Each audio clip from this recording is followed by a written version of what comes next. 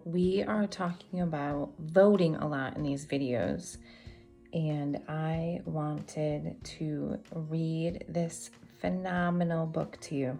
It's called Equality's Call by Deborah Diesen and illustrated by Magdalena Mora. Equality's Call, the story of voting rights in America. Our founders declared when our country began that consent of the governed was part of the plan. Through voting, elections, and representation, the voice of the people would strengthen our nation. In fact, for years, this great founding ideal was extended to some, and for others, not real. But we heard in the distant equality's call. A right isn't a right until it's granted to all. The states set the rules about who got to vote, and your gender, your race, and your wealth were of note.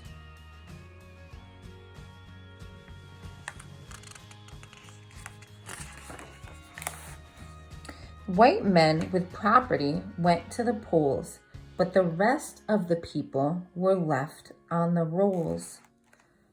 The dream of democracy wasn't yet true. There were changes to make, and there was work still to do. But we heard growing clearer equality's call. A right isn't a right till it's granted to all. The rules about wealth were the first thing to go. As we were more enfranchised, their voices could grow, and a small group of voices were raising the fact that enslavement was wrong, an unspeakable act.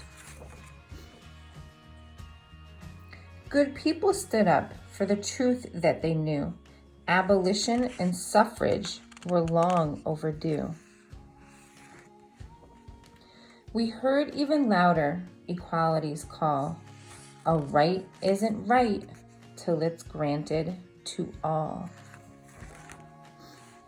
There was a war in our nation, and slavery ended. Amendments were added.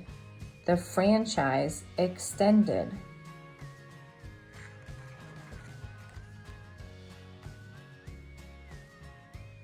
Now more men could vote, at least so the law said, yet denial through taxes and tests was widespread, and the voices of women were mostly omitted, and only some states was their voting permitted.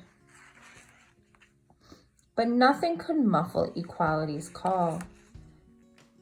A right isn't a right until it's granted for all. Says votes for women, and what will you do for women suffrage? And I'm assuming that says votes for women also. Suffragists didn't give up on the fight, and the 19th Amendment gave women the right.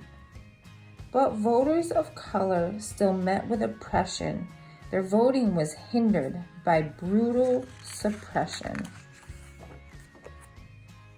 So we passed legislation to make voting fair, to extend and protect voters' rights everywhere.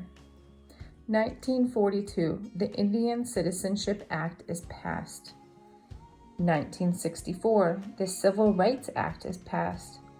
1965, Selma to Montgomery March, Voting Rights Act is passed. And then in 1970, the first extension of Voting Rights Act. We heard it, we felt it, equality's call. A right isn't a right until it's granted to all. The journey's not over. The work hasn't ended. Democracy's stream must be constantly tended. But where we are now is a debt that we owe to the work of more people than we will ever know. And each time we vote, we acknowledge that past. We honor our rights to ensure they will last. For to vote is to answer equality's call. And each time we vote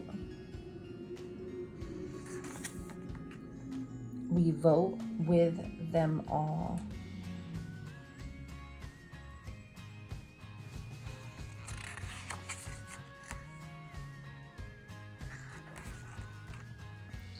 And then at the end of the book is voting related amendments and legislation that goes into greater detail about how we got where we are with our current voting rights, as well as voting rights activists.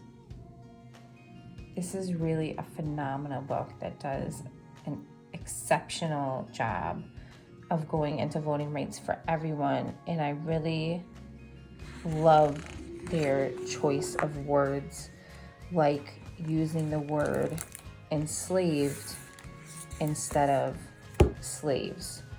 So it's super intentionally written and illustrated. Just an exceptional book for all ages, and I'm floored by the quality of this book. So I hope you enjoyed this. As you probably can see, it's from my library, but I'm definitely going to order a copy for our home, and I hope you do the same as well.